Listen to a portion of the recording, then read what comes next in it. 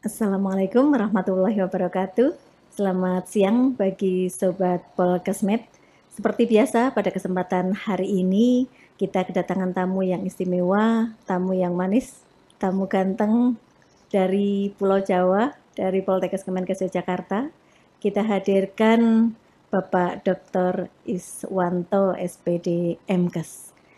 Sehingga seperti biasanya kita bertemu dalam podcast kali ini dengan ngopi sehat, ngobrol pintar, Poltekkes Medan hebat. Selamat pagi Pak Iswanto. Selamat pagi Bu Arini. Jadi kalau di Polkesmed kita memang harapannya adalah menjadi Poltekkes Medan yang hebat gitu. Luar biasa. Sambil ini menciptakan ngopinya, ngopi medkua, ngopi sehat. Dan ngobrol kali ini seputar kampus sehat karena memang Poltekkes Medan ini bergerak untuk menuju kampus sehat, berupaya menjadi kampus sehat dan kantor berhias sesuai arahan dari Kementerian Kesehatan. Nah, kira-kira dalam kesempatan ini mohon izin awal perkenalan dulu deh Pak Is, biar sobat-sobat Polkesmed di luar mengenal lebih dekat dengan sosok Bapak Iswanto. Silahkan Pak Is. Terima kasih Bu Arini. Ya, nama saya cukup singkat ini ya, Iswanto. Cuman satu kata. Dan saya dari Poltekkes Kemenkes Yogyakarta atau Polkesyu yang kebetulan saat ini juga diberi amanah menjadi Direktur Polkesyu untuk Insya Allah 2022-2026 gitu. Dan terima kasih ini sudah diberi kesempatan untuk share pengalaman yang berkaitan dengan Kampus Sehat Kantor Berhias. Ya. Terima kasih ini Pak Iswanto luar biasa. Yang pertama, Pak Iswanto, apa sih kesan begitu masuk Poltekkes Medan kaitannya dengan kampus sehat dan kantor berhias? Ya, jadi Medan masuk kota besar ya, jadi metropolitan. Berbeda dengan kami yang Jogja ini termasuk kota megapolitan. Iya, besar tapi belum metropolitan. Ya. Sehingga kondisinya memang ketika masuk di Medan begitu besar kotanya, kemudian begitu masuk ke Poltekkes Kemenkes Medan luar biasa luasnya. Jadi kita mungkin tidak ya sebanding ya, karena di Poltekkes Jogja itu dari 4 lokasi kita hanya 6,2 hektar. Sementara di Poltekkes Medan ini ada 23 hektar. 9 lokasi ya. Ya, betul. 9 lokasi kampus dengan luasan 23 hektar. Jadi kita hanya sekitar seperempatnya lah. Nah, sehingga ketika masuk di sini, wah ini kalau kemudian dilaksanakan, diimplementasikan kampus sehat kantor berhias, ini cukup banyak lahan yang bisa kemudian dimaksimalkan untuk mendukung program-program kantor berhias, kantor yang menerapkan budaya hijau dan sehat. Okay. Jadi hijaunya ini mungkin sudah terlihat tetapi bisa dimaksimalkan sehingga nanti inilah yang akan bisa membuat kita selama berada di kampus ini akan merasa nyaman, sehat, lingkungannya kondusif untuk bekerja, untuk belajar, sehingga semuanya akan bisa berjalan secara optimal, maksimal, dan ya kita akan bisa memenuhi apa yang diharapkan dari pemerintah. Begitu. Ya, terima kasih Pak Is, kesan yang luar biasa. Kita kemarin mencanangkan dalam Dies Natalis Polkesmed yang ke-22 bahwasanya tagline-nya adalah Poltekkes Medan unggul, kompetitif, dan profesional. Nah, itu dalam mendukung tagline tersebut, karena tagline itu kami ambil dari visi dan misi Poltekkes Medan. Nah, ini sangat relate sekali terhadap gerakan kampus sehat kantor berhias. Nah, kira-kira tipsnya Pak Iswanto sehubungan dengan kondisi kita yang memang luar biasa luas. Luas, kemudian pegawainya banyak dan sangat heterogen, apalagi luar biasa ini Sumatera Utara memang dari berbagai suku yang ada. Nah, kira-kira tipsnya apa ini Pak Is? Ya. Jadi atmosfer sehat di lingkungan kampus Poltekkes sebenarnya kan memang keharusan ya. Ya. Karena sudah melekat namanya Politeknik Kesehatan Kementerian Kesehatan. Oke. Jadi kesehatannya sudah disebut 2 kali. Ya. Artinya di dalam kehidupan sehari-hari di kampus ini memang harus membudayakan hidup sehat gitu. Tidak hanya di tataran teori, tetapi juga harus di dalam aksi nyata. Ya, Nah, itulah terimplementatif. sebenarnya yang diharapkan dari kampus sehat kantor Berias. Yang lebih utama adalah menjadi budaya dalam kehidupan sehari-hari. Nah, oleh karena itu salah satu yang bisa dimulai adalah bahwa kampus sehat dan kantor Berias ini sudah bukan menjadi barang aneh, tetapi sesuatu yang memang sudah populer gitu. Ya. Nah, pertama adalah mempopulerkan program kampus sehat dan kantor Berias kepada seluruh sivitas akademika Polkesmed. Nah, tidak cukup dengan mempopulerkan, tetapi bagaimana kita membangun sistem. Nah, untuk membangun sistem agar kemudian nanti terimplementasi dengan baik, maka diperlukan berbagai infrastruktur sistem itu sendiri. Satu, misalnya berkaitan dengan kebijakan dan komitmen. Komitmen untuk melaksanakan program kampus sehat kantor Berias ini harus terwujud, terijawantahkan ya di dalam kebijakan dan juga ditandai dengan komitmen seluruh ya, dimulai dari pengelola, dari pimpinan dan lain sebagainya. Jadi yang pertama adalah kebijakan.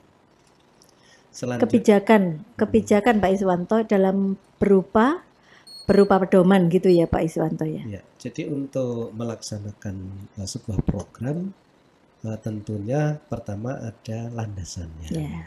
Nah, landasan yang dari pusat dalam hal ini adalah yang sifatnya nasional ataupun juga Kementerian Kesehatan kan sudah ada, bagaimana juga ada keputusan ya dari Pak Menteri Kesehatan terkait dengan program dari Kantor Berbudaya Hijau dan Sehat. Ini kan sebagai landasan dasarnya, pedoman umumnya. Nah, nanti kita turunkan di dalam aturan-aturan, pedoman-pedoman, panduan yang ada di Poltekkes. Nah, ini kan kita sesuaikan juga dengan kondisi potensi yang ada di Polkesmed ini. Gitu. Kemudian berikutnya berkaitan dengan tim, ya. Tim kerja ya. Nanti untuk mengorganisir ya pengorganisasian. Jadi karena ini sifatnya adalah tidak hanya temporer, tidak hanya sifatnya sesaat, tetapi harus sustainable, maka harus didukung dengan pengorganisasian dengan cara membentuk tadi lembaga atau tim yang nanti akan mengawal ya program-program ini secara berkesinambungan. Kemudian selanjutnya setelah pengorganisasian, tentunya juga dalam menentukan orang-orang itu juga penting ya. Jadi ada beberapa hal yang perlu dipertimbangkan dalam menentukan, memilih tim yang nanti akan mengawal ini. Orang-orang yang berkomitmen ya, berkomitmen, termasuk juga bagaimana nanti karena penuh tantangan ini. Karena penuh tantangan berbagai komponen indikator yang harus ditaati di dalam kantor Berias Kampus Sehat ini. Ini namanya sebuah perubahan ya, gerakan perubahan. Bukan orang-orang yang memang punya komitmen kuat, kemudian juga tidak mudah putus asa. Adakah spek khusus? Misalnya kita kan punya 7 jurusan ini. Jadi Sobat Polkesmed, Poltekkes Medan ini ada 7 jurusan. Ada jurusan teknologi laboratorium medik, ada jurusan gizi, jurusan kebidanan, jurusan keperawatan, jurusan kesehatan lingkungan, jurusan kesehatan gigi, serta jurusan farmasi. Sehingga dari 7 jurusan itu yang apakah semua relate ini Pak Iswanto untuk mengembangkan kampus sehat kantor berhias ini? Adakah Ya, spek semuanya khusus? relate ya, semuanya Ya. relate karena sebenarnya ruh dari kampus sehat kantor berhias ini kan harus ada perubahan perilaku. Kemudian juga nuansanya adalah promotif preventif. Ya. Ya. Kemudian kaitannya nanti dengan hal-hal yang berkaitan dengan kesehatan ya, kesehatan baik kesehatan jasmani, kemudian rohani dan juga sosial. Sehingga misalkan dalam hal ini adalah untuk preventif. Nah, preventif ini kan misalkan ada TLM bisa masuk di situ. Dalam hal gizi juga bisa masuk, bagaimana mencegah agar tidak terjadi sesuatu penyakit, kejadian-kejadian hal yang tidak diinginkan yang bersumber dari nutrisi. Kemudian nanti juga ketika ada yang sudah sakit, gizi juga bisa, bagaimana dietnya dan lain sebagainya. Kesehatan lingkungan bisa juga karena kaitannya dengan prevention ya, mencegah agar tidak terjadi masalah gangguan kesehatan maupun penyakit. Perawatan jelas ya, karena di sini juga nanti harus ada pemeriksaan kesehatan rutin ya, kemudian dari gigi juga bisa. Ya, semuanya bisa karena memiliki banyak sekali cakupan-cakupan dalam kampus sehat dan kantor berhias. Kalau kampus sehat ini sampai kemudian bagaimana kesehatan jiwa, ya, mental health juga bisa masuk di situ. Merokok gimana Pak merokok Iswanto? juga ini, merokok ini termasuk area zero tolerance. Jadi yang tidak bisa ditoleransi adalah merokok ya. Kalau kita sudah mendeklar sebagai kampus sehat kantor berhias ya hukumnya haram ini untuk merokok di lingkungan kampus ya. Jadi ini salah satu konsekuensi ketika kita sungguh-sungguh berkomitmen untuk mewujudkan kampus sehat kantor berhias di lingkungan kita. Termasuk juga nanti di area kantor berhias ada yang namanya kantor ramah lingkungan. Ya. Nah, indikatornya tadi juga tidak dibenarkan, tidak boleh ya merokok di lingkungan kampus begitu. Ya. Ya ini Sobat Polkesmed bahwa kembali ya kalau ke atau kampus Poltekkes Medan adalah kita sudah mendeklarasikan kampus dengan bebas asap rokok sehingga tidak boleh merokok baik itu dosen, pegawai maupun mahasiswa. Nah ini Pak Iswanto bagaimana menggerakkan lingkungan. Nah ini karena kita juga perlu membentuk atmosfer yang positif terhadap untuk membentuk ke kantor berhias tadi.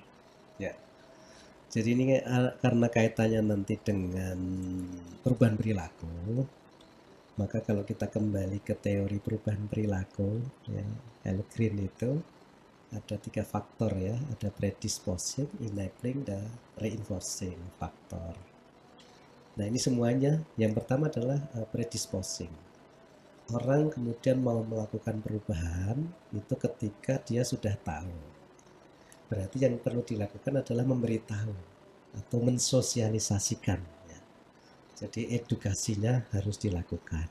Ya, berkaitan dengan apa itu kampus sehat, kantor berhias, kemudian aturannya seperti apa, ya, kemudian harus ditahui resikonya apa, keuntungannya apa, dan lain sebagainya. Jadi itu kalau sudah ada pemahaman, pengetahuan, ya, kemudian juga nanti sudah mulai terbangun kesadaran, ya harapannya nanti kemudian mau melakukan perubahan. Kalau dari sisi enabling, ya, bagaimana nanti agar kemudian ini bisa mendorong, ya, mendukung terjadinya perubahan. Ya ini tidak akan lepas dari masalah sarana prasarana yang diperlukan. Tadi misalnya di dalam konteks kampus sehat kemudian kantor berhias juga ada yang untuk tidak ada perbedaan ya di dalam melakukan ke siapapun, misalkan yang kaum disabilitas. Nah, itu juga harus disiapkan, misalkan toilet yang ramah disabilitas, tempat parkir yang ramah untuk disabilitas. Kemudian juga ketika laktasi, ada seorang ibu yang menyusui, ya tamu ataupun juga Pegawai, pegawai kita ya. yang kemudian nanti memang perlu, walaupun bayinya di rumah kadang-kadang kan juga harus apa itu namanya memompa ya, yang mengeluarkan untuk ditampung. Berarti di situ ada ruang laktasi, kemudian tempat penyimpanan ASI-nya ya, sehingga nanti pada saat pulang sudah bisa siap diberikan kepada bayinya. Jadi itu perlu sarana prasarana.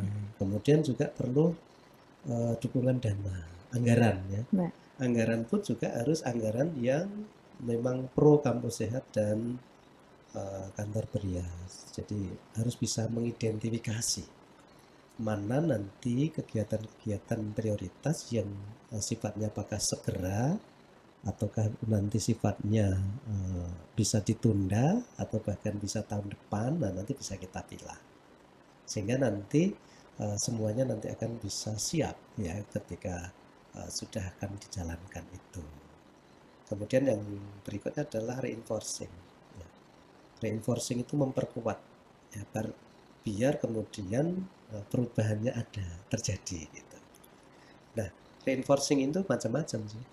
Bisa kalau kami mendekatkan pada reward, ya.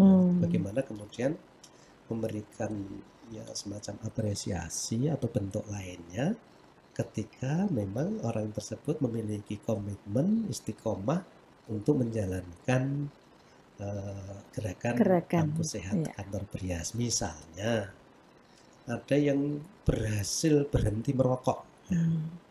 Dari tadinya perokok kemudian berhenti ya, itu hadiah, bagus diberi hadiah.